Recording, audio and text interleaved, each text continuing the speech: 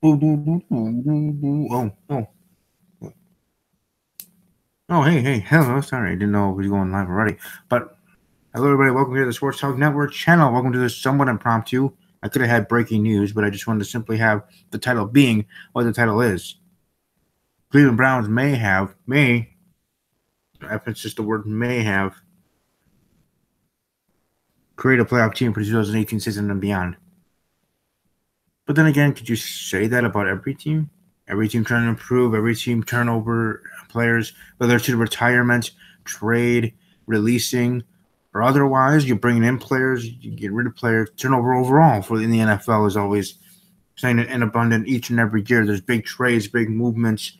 One team seemingly above the rest. The Rams, Los Angeles Rams, have been making some big trades in the past couple of days their own selves. But today belonged to the Cleveland Browns. Now, usually in Cleveland, anything of positivity belongs to the Cleveland Cavaliers in the NBA. Okay, it's just fact, hashtag fact. But today, at least in the news cycle, at least in giving the franchise and their fan base, more importantly and specifically, hope that their team actually can be something, is with the moves that were made today by the Cleveland Browns. Now, league year, I believe, starts next week Tuesday, 3 p.m. Central, 4 p.m. Eastern, or whenever the league year officially opens for the start of the 2018 season officially.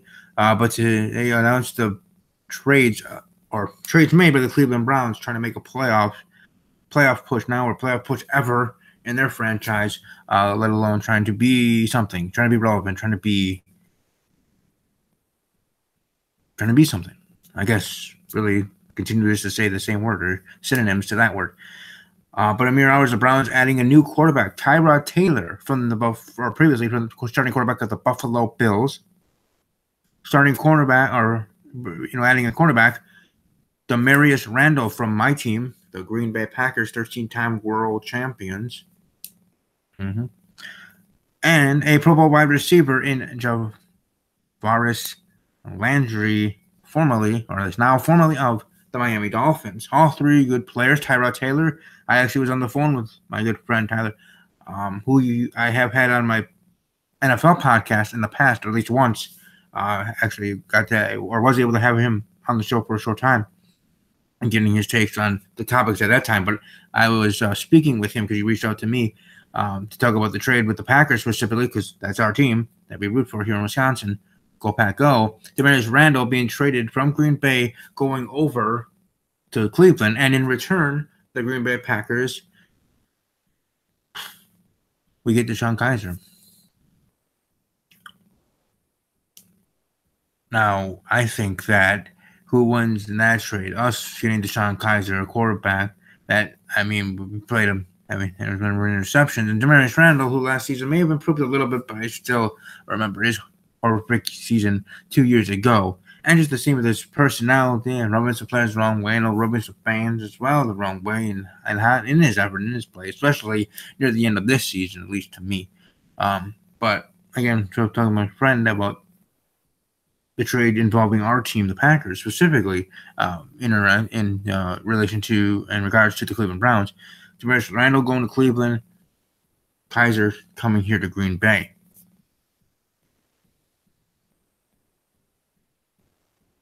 Okay.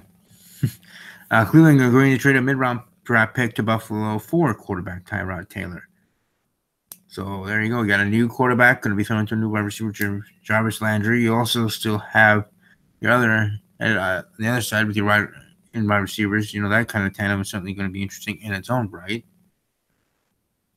And the Browns trying to be serious, trying to make moves that are not only to better their team, as all 32 teams do each and every offseason.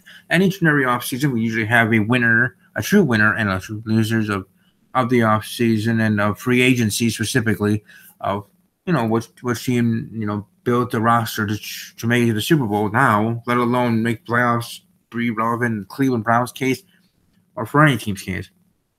The Philadelphia Eagles, a team that seemed like it came like out of nowhere, like an RKO out of nowhere by Randy Orton in WWE.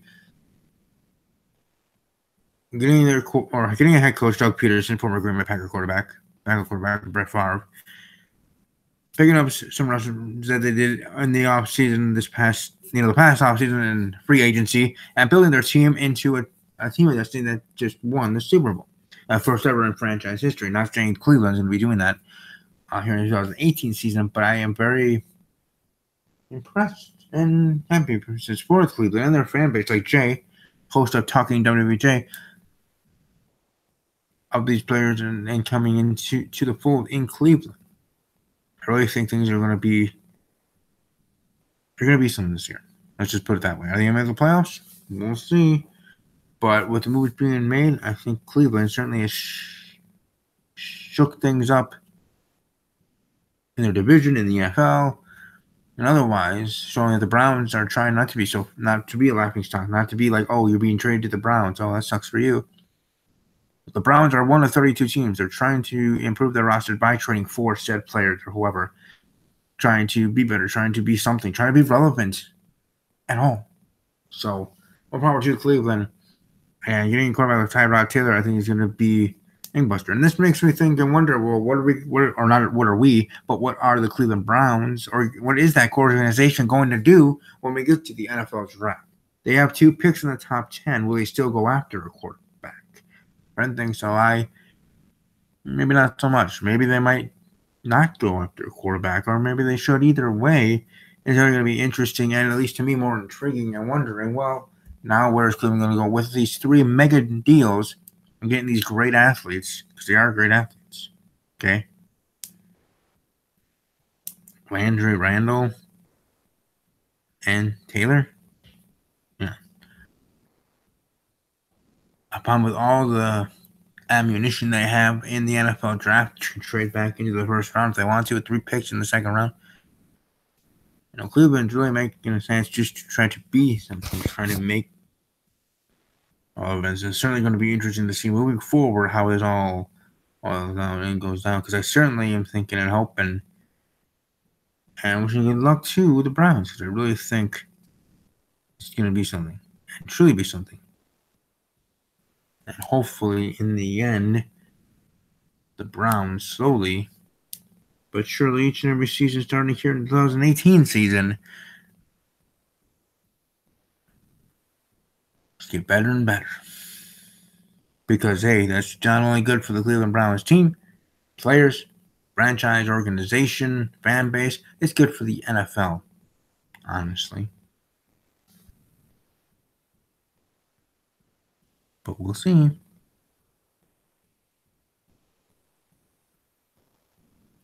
I just want to share my thoughts there on the Cleveland Browns' big moves for today. As the host here of Talking Packers with Steve, my NFL podcast on this channel, my other cornerstone of this channel, along with Steve's Wrestling Ramble, my WWE podcast, talking all things WWE over there, but talking NFL, and as a Packer fan perspective, it's going to be interesting to see how Cleveland does and see how we use Sean Kaiser here in Green Bay. Well, he'll be a backup, but beyond that, use him moving forward.